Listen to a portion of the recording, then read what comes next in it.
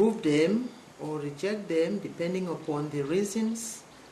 We make sure that we have teachers in all the classrooms. We also make sure that these teachers are regular at work and that the materials that are placed under their care is being taken care of and used appropriately. In fact, there is a lot of administrative work to do.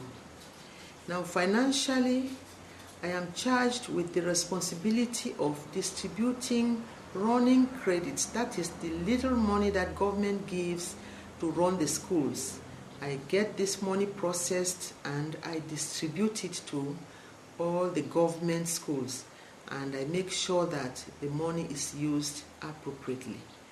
Also, besides that, I have other financial duties like ensuring that the credits that are placed at our disposal for the construction of classrooms and provision of equipment like desks, like books, like other materials for the inspectorates are well utilized.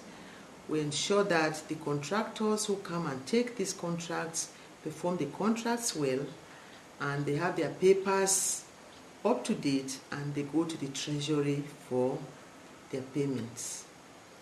So precisely those are my functions as divisional delegate. That will obviously make you quite busy. Indeed. Yes. What is the procedure for construction of classrooms in your division? Well, it's quite a long process. For classrooms to be constructed, I apply for classrooms to be constructed in needy schools. When these applications go to Yaoundé, sometimes the politicians are around to add their voices, or the elites or the chiefs around those localities where these classrooms are to be constructed add their voice. And when these classrooms are approved, the list is forwarded to us and to the senior divisional officer. And the senior divisional officer opens the tender for the contractors who might want to do the jobs.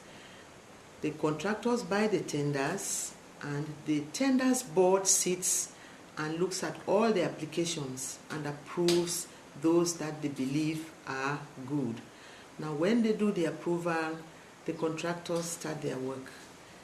At the end of the job, we go around to inspect the jobs that the contractors have done.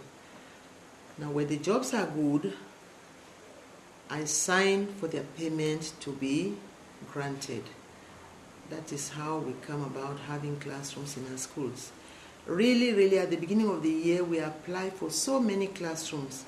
But since the means are limited, sometimes we don't have up to 1/4 of what we apply for. For example, this year we have to construct just 14 classrooms. If you consider that we have more than 100 government schools in Fako Division, and to construct just 14 classrooms, that is too small. Is the PTA involved in the construction of classrooms? Well, the PTA are involved indirectly in that. Sometimes the request for classrooms come through them. But during the construction proper, they are not involved, except they are contractors. And when the classrooms are constructed and we are going to receive them, we invite the PTA to come and be present to see what government has done for their schools. Okay, madam. We know at this point in time that you had gone around your division, you visited your schools. We would like to find out if there are any schools within your division which you can cite with their need for assistance. Oh, there are so many. There are so many indeed. We all know that most of our schools were built long ago. I remember that the school that I attended in the early 60s is still there, and not much has been done to improve on it. So you would imagine how dilapidated the structures are. There are so many of them. There are those schools that need construction. Some of the classrooms are so bad, the walls are broken. They just need to be constructed all over.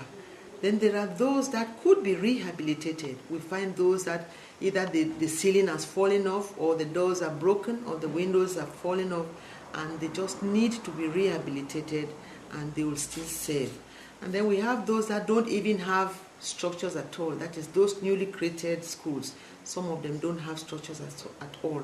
So we have all these groups of needs, all these needs. So it is difficult to cite the number of schools that are in need. I would say that many schools are in need.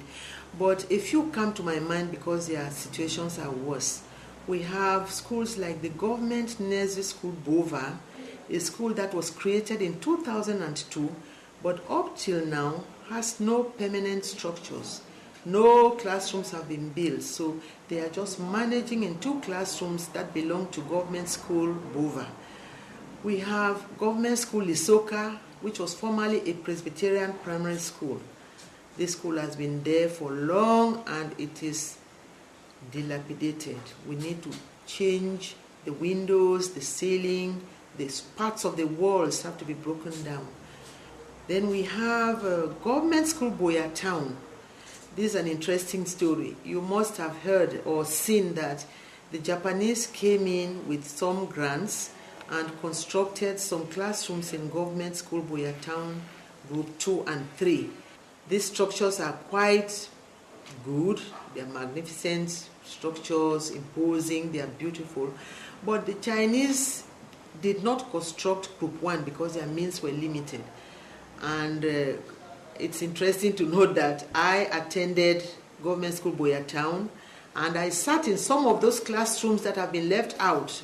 I mean, I tried to lobby them so they construct those ones, but they said no, they had their criteria for the classrooms they were going to construct. So that particular block is still there, dilapidated, and the ceiling is bad, the windows are broken, the walls are cracked, the zinc is not good, and of course not too good for that premises because it is like an insult to the other buildings. So it is also there. And we have other schools like government school Ekona Lelu, where the tornado blew off the whole roof and the children just perch there. When it's raining, they run to neighboring houses. When the sun shines, they come and sit under the sun in the classrooms. I wouldn't even call them classrooms because if a classroom hasn't got a roof, then it is not a classroom. So we have so many of them, but these ones touch me particularly because they are in our villages, Bakure villages. Well, I think it's very interesting to note some of these things. At the